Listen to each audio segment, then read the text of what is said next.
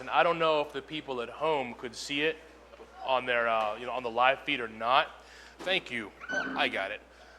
But there was a blonde woman with headphones and some sort of a gadget kind of creeping up on Midge Cricket doing all of that. And we're going to talk to her next and find out why she was doing that. Is she allowed to do that? What is this all about? Her name is Foley, Teresa Foley. She's a local artist, and she does a project making ringtones. I'll let her explain it. Let's give her a warm welcome round of applause for our next guest, Teresa Foley. Perfect. Now this is the gadget I was talking about that we thought my buddy Don and Aaron, they went for it. They thought she was trying to assassinate Midge Cricket. Yes. All right. It's an Audio-Technica mic. Mm-hmm. So it's on a pistol grip, which is why it looks like a gun. Looks like a gun. Yeah. And it's a directional microphone. So if there are frogs chirping in that blue box, I don't have to move my body close. I can just put the microphone kind of close. You can aim it and grab the sound. Exactly. That's pretty cool. Yes. Now, what do you use this, your ringtones? This is what you use this microphone and this rig for. Yes. I make ringtones. I'm acting like I don't know. Like you don't know. Well, I was thinking there might be some things that would be helpful.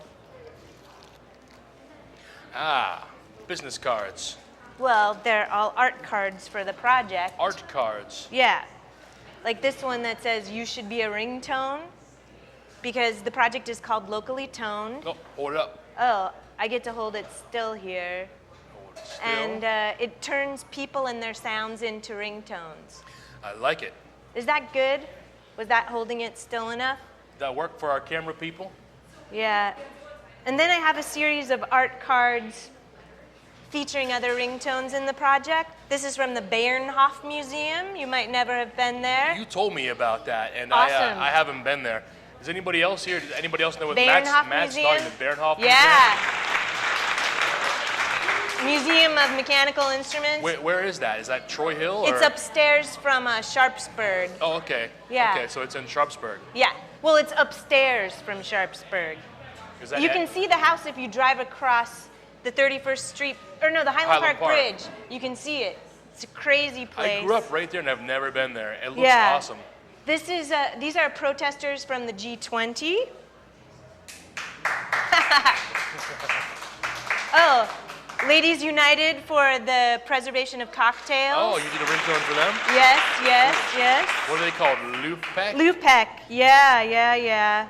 What else oh, this is one of the best tones in the project, the Matahari pinball tone. Nice. And then this one's really interesting. This is State Correctional Institute, Pittsburgh, former. Wow. Thank you. What does correction sound like? Oh, well, I could maybe have it. I might have it on my phone, but I don't know if you want to get into that. No, let's not. Yeah. So, all right. So you do all this for is it Pittsburgh based or you've expanded? Oh, well, it's a public art project, and I started it in Pittsburgh. It's been going on here for longer than a year.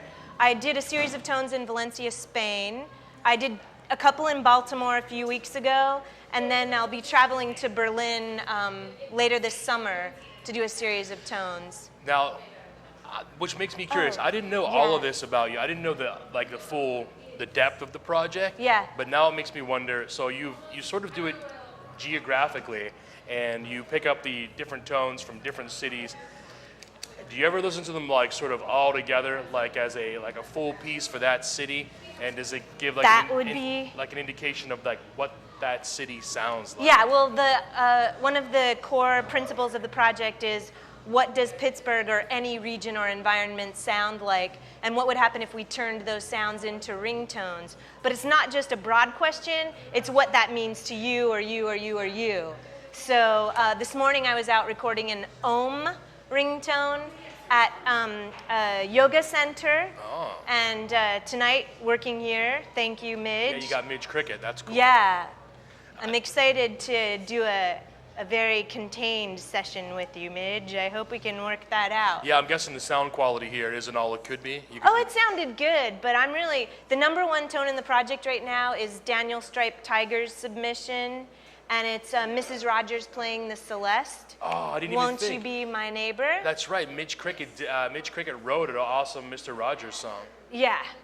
So who knows? Maybe that one could jump up to number one. Competition. So when you say Daniel Striped Tiger is number one, is this is based on the popularity? How many times it was downloaded? Has been downloaded easily over 1,200 times. The second most popular tone in the project is Iraq's bicycle bell tone. Number 3 is actually the long-range acoustic device, the sonic cannon that was fired at the protesters. Really? Yeah. Why would you want that on your phone? Is it actually? It's very disturbing. Does it hurt you to listen to it as a ringtone? Yeah. When I had a residency at Deep Local where the project really got its legs, and I one day set it off there on purpose to see what would happen, and they stood up because they thought a fire alarm was happening. But no, you won't be harmed. In the way that you would be harmed by the sonic cannon, you would not be harmed by this ringtone. Okay. But it is very disturbing. It's not like the brown note. It's almost note as that makes you poop disturbing your pants. as Nicky the Ninny's tone. Which Nicky the Ninny is our tone. We have a puppet company called the Schmutz Company, and how popular is, I don't even know. Is Nicky the Ninny a popular tone at all? Yeah, it's had like 14 downloads. Oh man. 3 of those are me. Oh, Those are all- guys, it is a beautiful and happy tone. You know what the thing is? I'm guilty. I didn't even download my own tone. I Well, really never did. all you have to do is go to locallytone.org, and you can Locallytone.org. search for Ninny or Nicky or Home for Wayward Pup. No, I don't think that'll work. That won't work? That will work on the blog, not on the I'm gonna, you know site. what? I'm not gonna stand for this from Daniel Striped Tiger. Tonight I'm gonna go on there and download that damn thing over and over and over. What?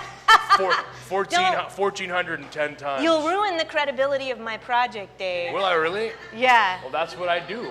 Cuidado. Be careful.